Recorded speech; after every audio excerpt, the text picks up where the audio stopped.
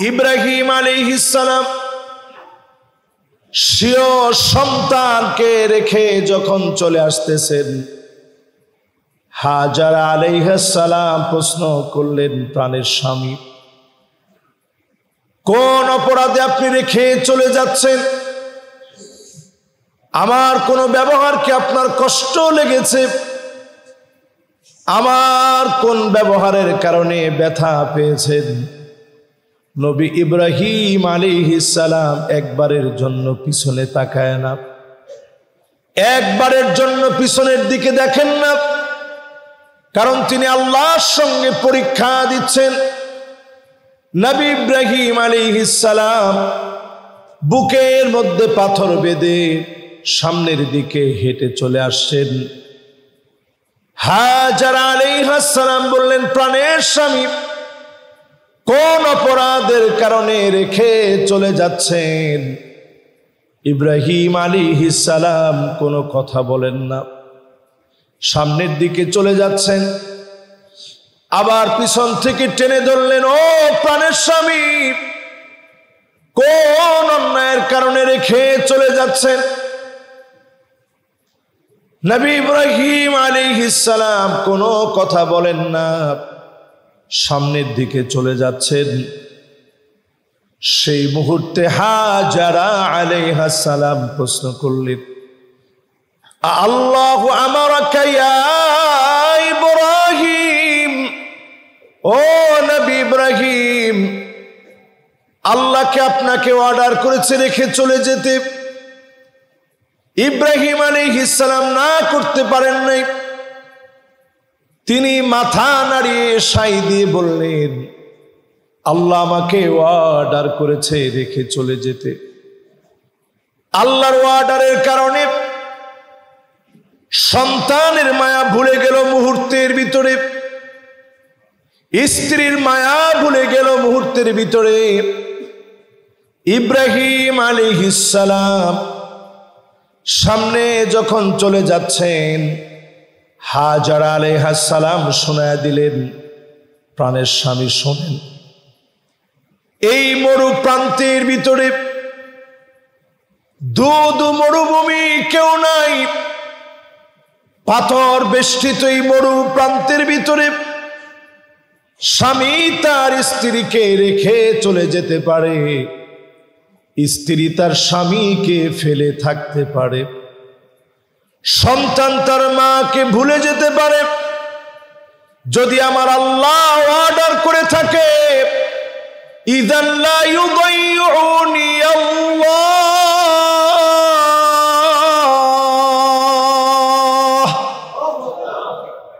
আমার আল্লাহ যদি অর্ডার করে থাকে, এই মরু প্রান্তের ভিতরে কেউ আমাকে মনে রাখো আর না রাখো, আমি হাজারা খেয়ে আছি না না খেয়ে আছি, অভুক্ত আছি, এই সব ব্যাপারে দুনিয়ার কেউ খবর না নেক, অবশ্যই যিনি খবর নেবেন তিনি কে? সেই খালি মরু প্রান্তের ভিতরে হাজারা আলাইহিস সালাম একা একটা মহিলা মানুষ, উনাকে উম্মুল আরব বলা হয়, গোটা আরব উনাকে মা বলে। মা কেন মা বলে? কেমন মা ছিলেন একটু চিন্তা করেন। একা একটা মানুষ এই মরু প্রান্তের ভিতরে, অবুজ একটা দুধের একটা বাচ্চা, ছোট্ট বাচ্চাকে নিয়ে সেই মরু প্রান্তের ভিতরে আসেন। খাবার দাবার সামান্য কিছু খেজুর ছিল, আর সেই সময়ে কয়েক মাস পানি ছিল। পানি যখন ফুরায় গেছে, খেজুর যখন শেষ হয়ে গেছে, শিশু বাচ্চা যখন কান্না শুরু করেছে, মা দৌড়াদৌড়ি শুরু করলো, পানি পানি বলে সাফা আর মারওয়াতে সাই করলেন, দৌড়ালেন। আল্লাহ পাকের কাছে দৌড়ানোটা এত পছন্দ হয়ে গেছে, এই দৌড়ানোটা এত প্রিয় হয়ে গেছে, এই কাজটাকে মালিক হাজীদের জন্য ওয়াজিব বানায় দিয়েছেন। বলেন আল্লাহু আকবার। মসজিদ হচ্ছে আল্লাহর এমন ঘর যে ঘরটাকে আল্লাহ রাব্বুল আলামিন জীবিত রাখতে চান।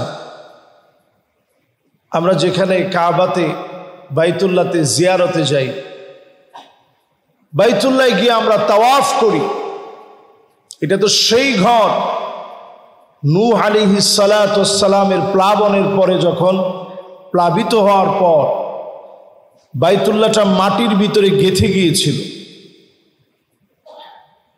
ঠিক যখন মাটির ভিতরে গেঁথে গিয়েছে, এই ঘরকে আল্লাহ রাব্বুল আলামিন পুনরায় আবাদ করতে চেয়েছেন। ইব্রাহিম আলাইহিস সালাতু ওয়াস সালাম লম্বা সময় পরে আল্লাহ ওনাকে সন্তান দিয়েছেন। আল্লাহ পাক বললেন, ইব্রাহিম তুমি তোমার সন্তানটাকে রেখে চলে আসো। কোন জায়গায় রেখে আসবো? আমার ঘরের সামনে রেখে চলে আসো। আল্লাহু আকবার বলেন। ৮৬ বছর পরে ইব্রাহিম আলাইহিস সালাতু ওয়াস সালাম সন্তান পেলেন। আল্লাহ বলছেন রেখে চলে যাও। আল্লাহর ওয়ার্ডারের সামনে বান্দার আর কোনো কথা নাই। আসলামতু লিরাব্বিল আলামিন। যখন আমরা বলি যে আমরা মুসলিম, আমার আর কোনো ইচ্ছা শক্তি নাই, সবগুলো আল্লাহর সামনে আমি বিক্রি করে দিয়েছি। ইব্রাহিম আলাইহিস সালাতু ওয়াস সালাম একটা মুহূর্ত সময় নেয় নাই, একটা মুহূর্ত ইব্রাহিম আলাইহিস সালাতু ওয়াস সালাম সময় ক্ষেপণ করেন, সাথে সাথে তিনি সারেন্ডার হয়ে গেলেন। সন্তানকে রেখে যখন চলে আসছেন, আজকে যেই জায়গাতে আল্লাহ তাআলা মানুষ দিয়ে ভরপুর করে দিয়েছেন, লাখ লাখ টাকা খরচ করে যেই জায়গাতে আমরা যাই, এই জায়গা মানব শূন্য ছিল। কিন্তু আল্লাহ তাআলা তার ঘরকে অনাবাদী রাখেন না। আল্লাহ তাআলা তার ঘরের জায়গা, ঘরকে আল্লাহ তাআলা আবাদ করে দেন। জোরে বলেন আল্লাহু আকবার। ইব্রাহিম আলাইহিস সালাম স্বীয় সন্তানকে রেখে যখন চলে আসতেছেন, হাজারা আলাইহিস সালাম প্রশ্ন করলেন, প্রাণের স্বামী কোন অপরাধে আপনি রেখে চলে যাচ্ছেন? আমার কোন ব্যবহার কি আপনার কষ্ট লেগেছে? আমার কোন ব্যবহারের কারণে ব্যথা পেয়েছেন? নবী ইব্রাহিম আলাইহিস সালাম একবারের জন্য পিছনে তাকায় না, একবারের জন্য পিছনের দিকে দেখেন না, কারণ তিনি আল্লাহর সঙ্গে পরীক্ষা দিচ্ছেন।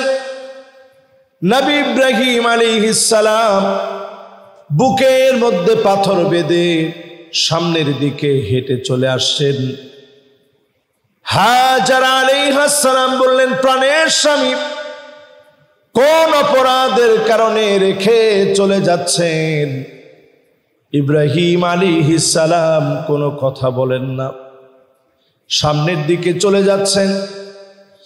আবার পিছন থেকে টেনে ধরলেন, ও প্রাণের স্বামী কোন অন্যায়ের কারণে রেখে চলে যাচ্ছেন? নবী ইব্রাহিম আলাইহিস সালাম কোনো কথা বলেন না, সামনের দিকে চলে যাচ্ছেন। সেই মুহূর্তে হাজারা আলাইহিস সালাম প্রশ্ন করলেন, আল্লাহু আমারাকা ইয়া ইব্রাহিম, ও নবী ইব্রাহিম আল্লাহকে আপনাকে অর্ডার করেছে রেখে চলে যেতে। ইব্রাহিম আলাইহিস সালাম না করতে পারেন নাই। তিনি মাথা নাড়িয়ে সাই দিয়ে বললেন, আল্লাহ আমাকে অর্ডার করেছে রেখে চলে যেতে। আল্লাহর অর্ডারের কারণে সন্তানের মায়া ভুলে গেল মুহূর্তের ভিতরে, স্ত্রীর মায়া ভুলে গেল মুহূর্তের ভিতরে। ইব্রাহিম আলাইহিস সালাম সামনে যখন চলে যাচ্ছেন, হাজারা আলাইহিস সালাম শোনায়া দিলেন, প্রাণের স্বামী শোনেন, এই মরু প্রান্তের ভিতরে দুধ মরুভূমি কেউ নাই, পাথর বেষ্টিত এই মরু প্রান্তের ভিতরে স্বামী তার স্ত্রীকে রেখে চলে যেতে পারে, স্ত্রী তার স্বামীকে ফেলে থাকতে পারে, সন্তান তার মাকে ভুলে যেতে পারে। যদি আমার আল্লাহ অর্ডার করে থাকে, ইযান লা ইউযাইউনি আল্লাহ,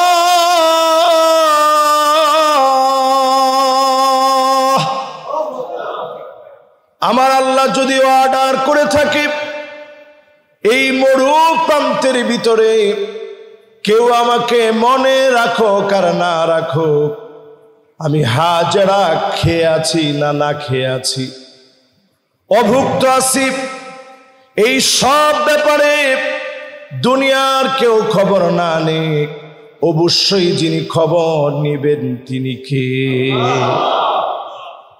সেই খালি মরু প্রান্তের ভিতরে হাজেরা আলাইহিস সালাম একা একটা মহিলা মানুষ, উনাকে উম্মুল আরব বলা হয়, গোটা আরব উনাকে মা বলে। মা কেন মা বলে? কেমন মা ছিলেন একটু চিন্তা করেন। একা একটা মানুষ এই মরু প্রান্তের ভিতরে অবুঝ একটা দুধের একটা বাচ্চা, ছোট্ট বাচ্চাকে নিয়ে সেই মরু প্রান্তের ভিতরে আসেন। খাবার দাবার সামান্য কিছু খেজুর ছিল, আর সেই সময়ে কয়েক মাস পানি ছিল। পানি যখন ফুরায় গেছে, খেজুর যখন শেষ হয়ে গেছে, শিশু বাচ্চা যখন কান্না শুরু করেছে,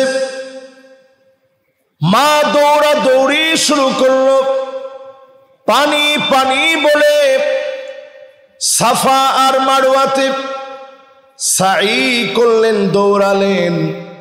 আল্লাহ পাকের কাছে দৌড়ানোটা এত পছন্দ হয়ে গেছে, এই দৌড়ানোটা এত প্রিয় হয়ে গেছে, এই কাজটাকে মালিক হাজিদের জন্য ওয়াজিব বানায় দিয়েছেন। বলেন আল্লাহু আকবার। কিয়ামত অবধি যত হাজি হজ করতে যাবে, সাফা আর মারওয়াতে সাই করা লাগবে, কারণ আল্লাহর পছন্দের একজন বান্দি পানি পানি বলে দৌড়াইছে আল্লাহর উপরে তাওয়াক্কুল করে, যে আমার শিশু বাচ্চারে দুনিয়ার সবাই ভুলে যেতে পারে, বাপ ভুলে যেতে পারে, মা ভুলে যেতে পারে, কিন্তু এখানে যে আল্লাহর দুইটা, একটা বান্দি আর একটা বান্দা আছে, এটা আমার আল্লাহ ঠিকই ভুলবে না। বলেন আল্লাহু আকবার।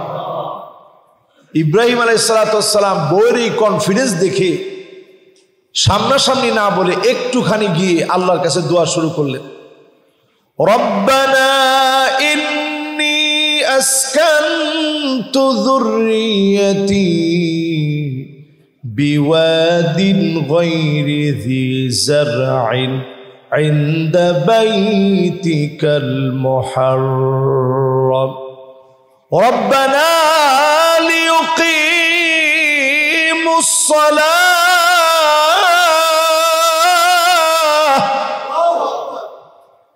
আল্লাহ রাব্বুল আলামিন নবী ইব্রাহিম আলাইহিস সালামের দোয়া এমন ভাবে কবুল করলেন, তিনটা দোয়া করলেন। আওয়াজ করে বলেন কয়টা? এই যে আজকে যে কাবা আপনারা দেখেন, কাবার গিলাফের ভিতরে প্রতিদিন বাংলা টাকায় লক্ষ লক্ষ না কোটি টাকার আতর ব্যবহার করা হয় শুধু কাবার গিলাফে, হাজরে আসওয়াদে, মুলতাজামে, রুকনে ইয়ামানিতে এবং কাবার চৌকাটের সামনে কোটি টাকার শুধু আতর ব্যবহার করা হয় প্রতিদিন, কোটি টাকার উপরে প্রতিদিন এইভাবে ঢেলে দেয়। যারা আপনারা গেছেন দেখবেন এই আতরটা আমাদের বাংলাদেশে আতর, সিলেটের দেহনেল উদ আতর যে গাছ আছে ওই গাছ থেকে সংগ্রহ করা কাঠগুলোকে ভিজিয়ে আল্লাহ তাআলার একটা মেহেরবানিতে এই আতরগুলো চলে যায় কাবাতে। আরবের কাছে এটা খুবই প্রিয় আতর, উদ নামক আতরটা সেখানে সার্বক্ষণিক দেওয়া হয়। বলার উদ্দেশ্য হচ্ছে এই যে ঘরটা আজকে আপনি এরকম দেখতেছেন, এটা কত বড় ত্যাগ আর কোরবানির পরে এই জায়গায় আসছে একটাবার চিন্তা করেন। ইব্রাহিম আলাইহিস সালাম ৮৬ বছর পরে সন্তান পেয়ে রেখে চলে যাওয়ার সময় দোয়া করলেন, আয় আল্লাহ, আমার কলিজার টুকরা সন্তানকে রেখে যাচ্ছি, আপনার ঘরের সামনে রেখে চলে যাচ্ছি, আপনি ছাড়া তো আমার কেউ নাই। আয় আল্লাহ, আমার এই সন্তানকে দিয়ে নামাজকে প্রতিষ্ঠা করে দিয়েন। ১ নাম্বার দোয়া করলেন, নামাজকে প্রতিষ্ঠা করে দিন। ২ নাম্বার দোয়া করলেন, আল্লাহ, মানুষের মহব্বত আমার এই পরিবারের উপরে দিয়ে দিন।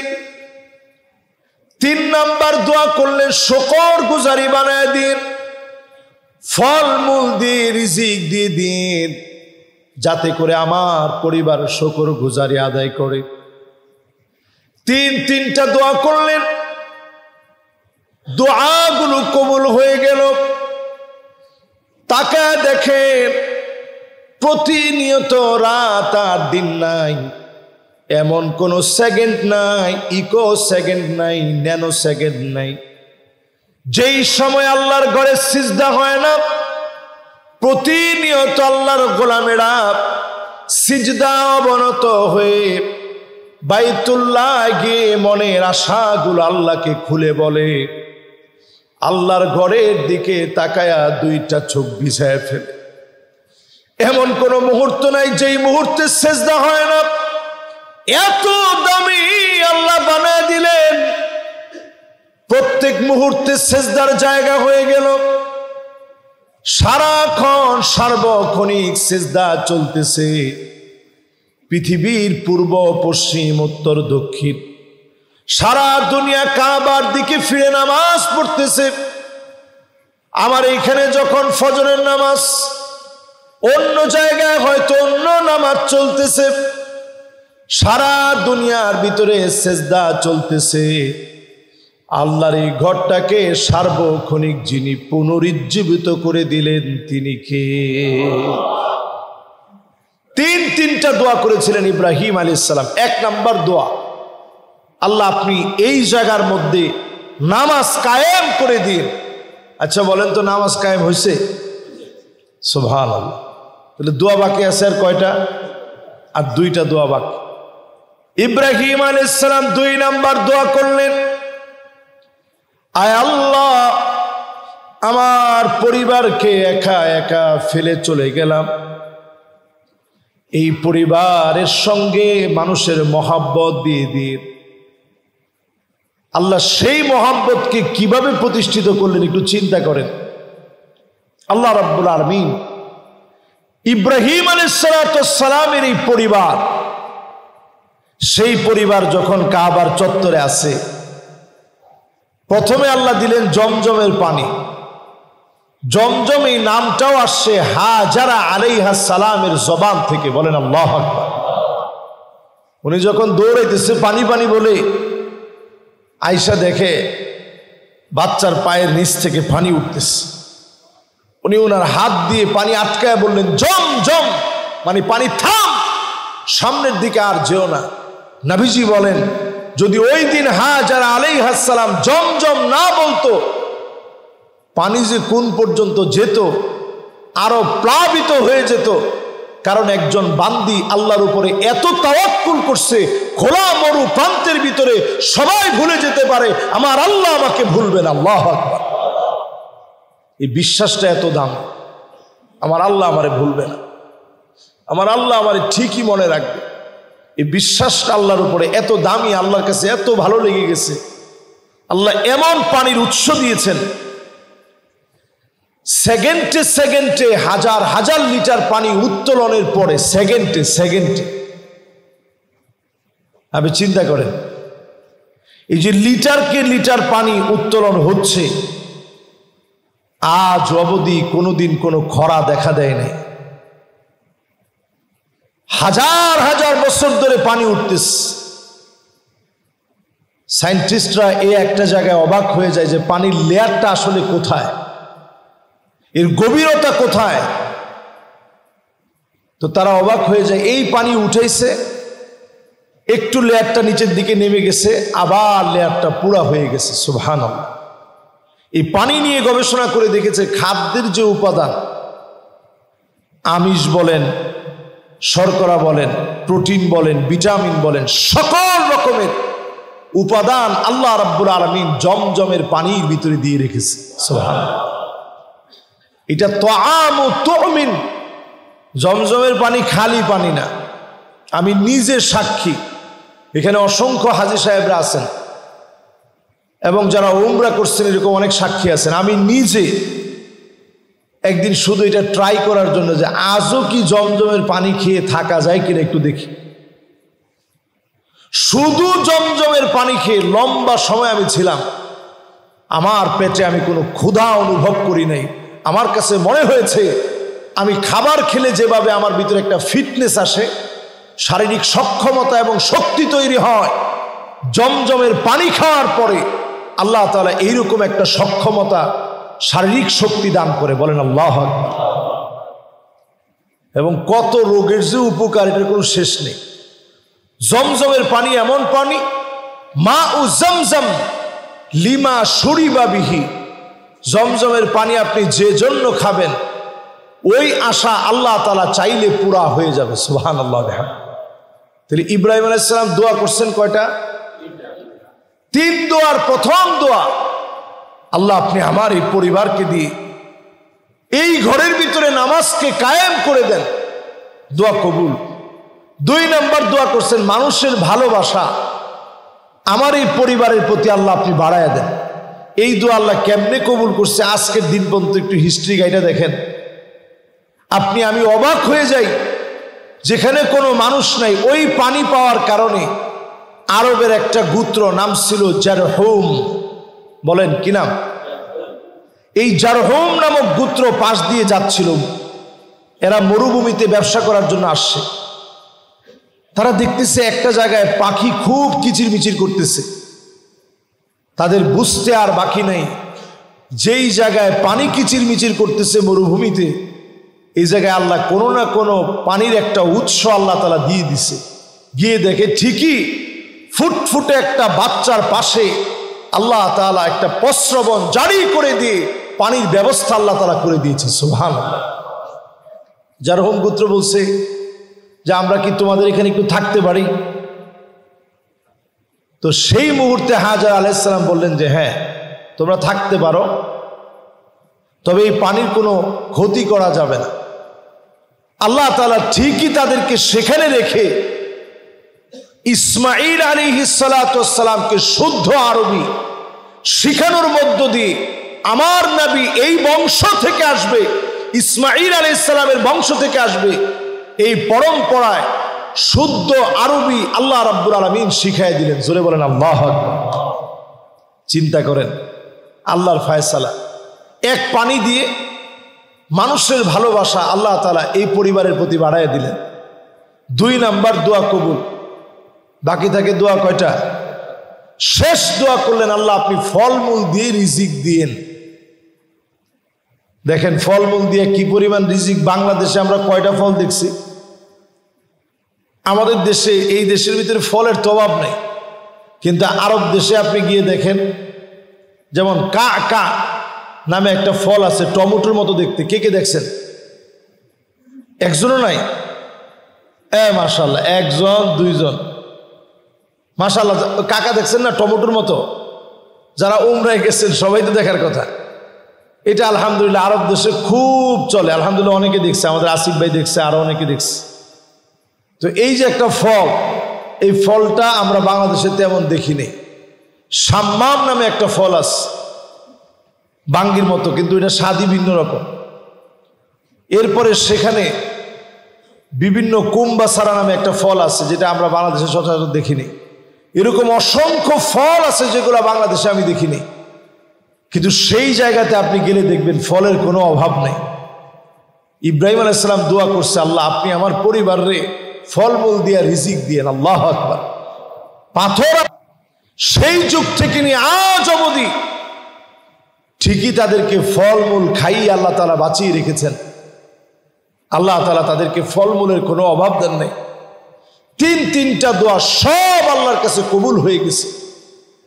এই জন্য মসজিদ এমন জায়গা, মসজিদ আল্লাহর এমন ঘর, এই ঘরকে কেন্দ্র করে আপনি যদি ইখলাসের সাথে কাজ করেন, আপনাকে যিনি কবুল করে নেবেন তিনি কে?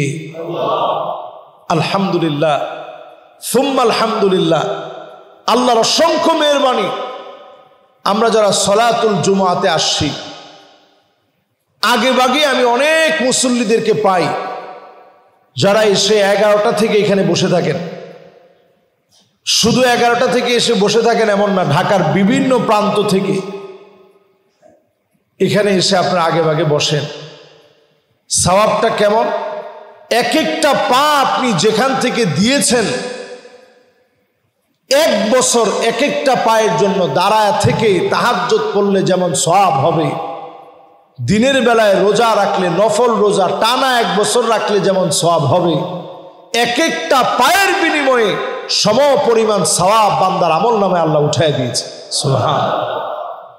তাহলে চিন্তা করেন মসজিদ কেমন জায়গা। এই জায়গাতে যারা আসে আল্লাহ তাদেরকে এত দামি বানায় দেন। আপনি আস্তে আস্তে আল্লাহর কাছে কত কিছু বলছেন, আল্লাহ আপনি তো আমার মালিক। আস্তে আস্তে মনের ভিতরে কত দোয়া মনের ভিতরে আসছে, আল্লাহ আমার এটা যদি আপনি দিতেন। আমি প্রতিনিয়ত চিন্তা করি, এই যে যারা যারা আসছেন সবার মনের ভিতরে কত দোয়া আছে। ফাহুয়া হাজ্জুহু, নবীজি বলছেন যে যে নিয়ত করে মসজিদে আসে, আসার সময় যে দোয়াগুলো করে আল্লাহ পাক দোয়াগুলা কবুল করে নেয়। সুবহানাল্লাহ। এই জন্য মসজিদে যখনই আমরা আসি, মসজিদে আসছে আল্লাহর ঘরে, মেহমান হয়েছে আমার মালিকের, এই নিয়ত নিয়ে যখন আপনি আসবেন, আপনি আল্লাহর কাছে প্রতিনিয়ত দামি হবেন, প্রতিনিয়ত দামি হবেন, প্রতিনিয়ত দামি হবেন। ওয়াসজুদ ওয়াক্তারিব, এসে যখন সিজদা দিবেন আল্লাহর কাছে এত দামি হয়ে যাবেন। আকরাবু মা ইয়াকুনুল আবদু মির রাব্বিহি ওয়া হুয়া সাজিদুন ফাআকসিরুদ দুআ। আপনি যখন মসজিদের ভিতরে সিজদা অবনত হবেন, আল্লাহর কাছে মন থেকে বলবেন, আয় আল্লাহ আমার এটা লাগবে। নফল নামাজের সময় মনের ভিতরে ভিতরে বলবেন, মুখে বলা লাগবে না, অন্তরের ভিতরে আসতে দেরি হবে। যিনি কবুল করতে দেরি করবেন না তিনি কে?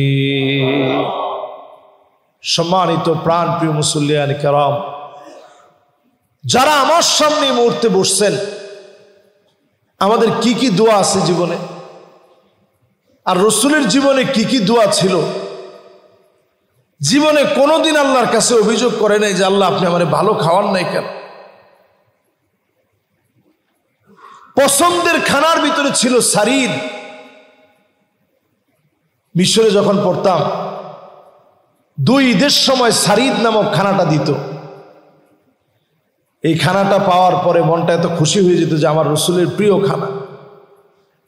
আমি সেই দিন বাবুর্চিকে বলে একটু বেশি করে নিয়ে আসতাম, ফ্রিজে রেখে অনেক দিন ধরে খেতাম, আর মনে মনে চিন্তা করতাম আমার রসুলের প্রিয় খানা সারিদ নামক খানা। রসুল খুব অল্প সময় খেতে পারছেন। তাহলে এবার আপনি একটু হিসাব মিলায় দেখেন সারিদ কোন খানাকে বলে। হালকা একটু ভাত থাকবে, সাথে রুটি থাকবে, সাথে গোস্তের ঝোল থাকবে, একটু গোস্ত থাকবে। এরকম খানা আমরা আমাদের জীবনে খাই কিনা? খাই না? যারা একটু আলহামদুলিল্লাহ, যারা আলহামদুলিল্লাহ শৌখিন মানুষ, একটু যাদের অর্থ আছে, রুটিও রাখে মেহমানদের জন্য, সাথে গরুর গোস্ত, মুরগির গোস্ত, খাসির গোস্ত, 10 আইটেমের মাছ। বাংলাদেশের যে মেহমানদারি, এই মেহমানদারির তো কোনো জুড়ি হয় না সারা ওয়ার্ল্ডের সাথে। আপনি ওয়ার্ল্ডের যেখানে যাবেন, মেহমানদারি এক পদ দিয়ে, যদি গোস্ত হয় শুধু গোস্ত, মুরগি হলে শুধু মুরগি। কিন্তু আমাদের দেশে মেহমানদারির মধ্যে কত আইটেম থাকে একটু চিন্তা করেন। গরিব হইলেও মানুষ কত আইটেম নিয়ে বসে, ডাল থাকে, মাছ থাকে, সবজি থাকে। হয়তো গরুর গোস্ত সবাই খেতে পারে না, কিন্তু আইটেম তো অনেকগুলা। এবার চিন্তা করেন আমার রসুলের খাবারটা কেমন ছিল। এরকম খানা খুব অল্প আমার রসুল খেয়েছেন। আল্লাহর নবী আমার প্রায় সময় খাবার খেয়েছেন। কয়েকটা খেজুর খেয়ে নবী আল্লাহর শুকর গুজারি আদায় করেছেন। ফজরের নামাজ পড়তে আসতেন, নামাজ থেকে ফিরে গিয়ে নবীজি বলতেন, প্রাণের স্ত্রীরা কোনো খাবার কে আছে? প্রায় সময় জবাব আসতো, নবী ঘরের ভিতরে কোনো খাবার নাই। আল্লাহর নবী বলতেন, যাও রোজা রেখে ফেললাম, ক্ষুধা পেটে এক ঢোক পানি সারিতে খেতে পারে নাই। আল্লাহর নবী না খেয়ে রোজা রেখে ফেলতেন। এরপরও একটা বারের জন্য আল্লাহকে বলেন, হে আল্লাহ, জীবনে এত কষ্ট কেন দিলে? ক্ষুধার কষ্ট আমি কেন করব? একবারের জন্য বলে নাই। হাদিসের ভিতরে আসছে, নবীজির মনটা যদি শুধু চাইতো, লাসরাল উহুদু যাহাবা, যেই উহুদ পাহাড়টা আপনি আমি দেখি, মুখে বলা লাগতো না, শুধু যদি নবীজির মনে হতো এই উহুদ পাহাড়টা যদি স্বর্ণ হয়ে যেত, মনের ভিতরে চাইতে দেরি হতো, মুহূর্তের ভিতরে উহুদ পাহাড়টা স্বর্ণ বানায়া নবীজিকে যিনি হাদিয়া দিয়ে দিতেন তিনি কে? আজকে আরব এত সুখে আছে, নবীজির সবরের কারণে আরব আজকে এত সুখে আছে। এই যে কয়দিন পরে পরে খনি পাইতেছে, এগুলো সব নবীজির চোখের পানি আর সবরের ফসল। আজকে আমরা খেয়ে পড়ে ভালো আছি, নবীজির চোখের পানি আর সবরের ফসলের কারণে উম্মত আজকে ভালো আছি। আমরা কত ভালো ভালো খাবার আজকে পাচ্ছি। নবীজির এরকম কয়েকটা মাস গেছে, একদিন চুলার ভিতরে আগুন জ্বললে অন্য দিন চুলার ভিতরে কোনো আগুন ছিল না। কিন্তু নবীজি একবারের জন্য আল্লাহরে বলেন, আল্লাহ কেন আপনি খাবারের কষ্ট দিন? একবারের জন্য অভিযোগ নাই। এই জন্য আল্লাহর কাছে দোয়া নবীজি বেশি বেশি যেই দোয়া করতেন, রব্বানা আতিনা ফিদ দুনিয়া হাসানা ওয়া ফিল আখিরাতি হাসানা ওয়া কিনা আযাবান নার। এই দোয়া সবচেয়ে বেশি নবীজি আল্লাহর কাছে করতেন, আল্লাহ দুনিয়ার কল্যাণ দিন, আখিরাতের কল্যাণ দিন, জাহান্নামের আগুন থেকে আল্লাহ আপনি আমার হেফাজত করেন। চিন্তা করেন, নবীজি আমার, যার জন্য আল্লাহর জান্নাত অপেক্ষায় আছে, ফেরেশতাকে আল্লাহ তাআলা দাঁড় করায় রাখছে, আমার নবী আইসা নক করলে জান্নাতের দরজা খুলবে। আল্লাহু আকবার। সেই নবী আল্লাহর কাছে দোয়া করতেন, আল্লাহ আপনি জাহান্নামের আগুন থেকে হেফাজত করেন। আপনি আমি কয়দিন এই দোয়া করছি, প্রতিদিন আল্লাহর কাছে আমার আপনার দোয়ার ভিতরে যেন থাকে, আল্লাহ জাহান্নামের আগুন থেকে বাঁচায় দেন। পোশাকটা পরার সময় আরবিতে না পড়েন, বাংলাই বলেন, আল্লাহ আপনি আমার পোশাকটা পরাইছেন, আমি তো এই পোশাকের মালিক না, আমার কোনো ব্যক্তিত্বের কারণে আমি পোশাক পরতে পারি না, আল্লাহ আপনি আমারে পরাইছেন, আমার টাকা আছে বিদায় আমি পড়তে পারছি এমন না, আল্লাহ আপনি পড়াইছেন। খাবার খাওয়ার সময় বাংলাই বলেন, আল্লাহ আপনি আমারে খাবারটা খাওয়াইছেন, আমার শক্তি আছে টাকা আছে দেখে বাজার করে আনছি, দেখি রান্না বাড়া হয়েছে এই জন্য খাবার খেতে পারতেছি এমন না, আল্লাহ আপনি আমারে খাওয়াইছেন, আল্লাহ আপনি না খাওয়াইলে আমি খেতে পারতাম না। দোয়া যদি এইভাবে আল্লাহর কাছে আমরা করতে পারি, আল্লাহ তাআলা এই দোয়াগুলো কবুল করবে।